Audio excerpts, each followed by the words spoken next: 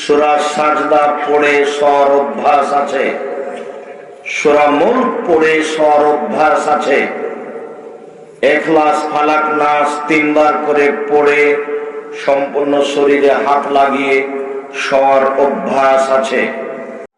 আপনি আপনার প্রতিপালককে ডাকেন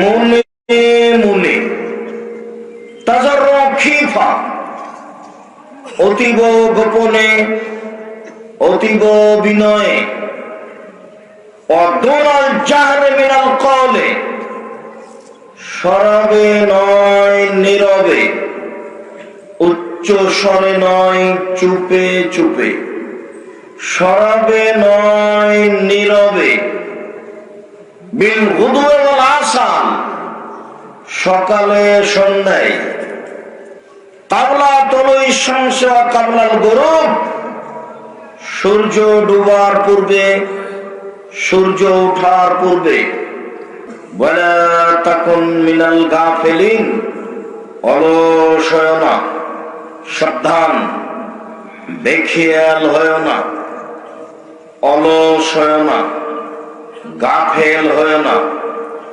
বেখেয়াল হয় না।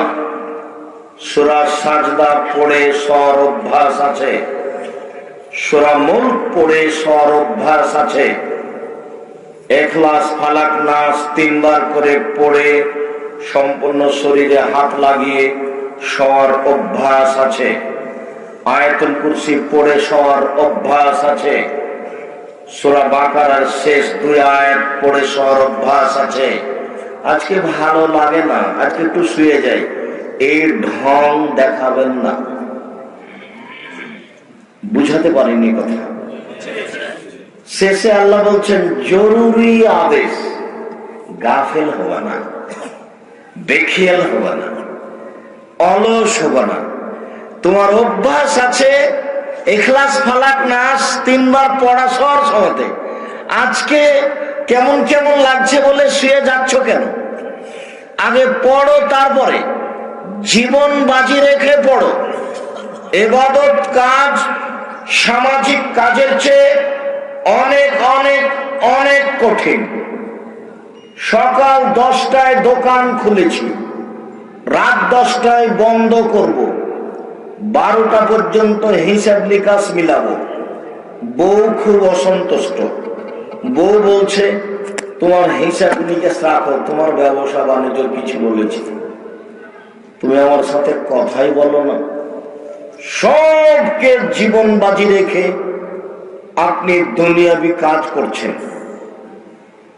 সকাল 10টার সময় স্কুলে গেছেন, বিকাল 3টায় ফিরে আসছেন, কঠিন কাজ।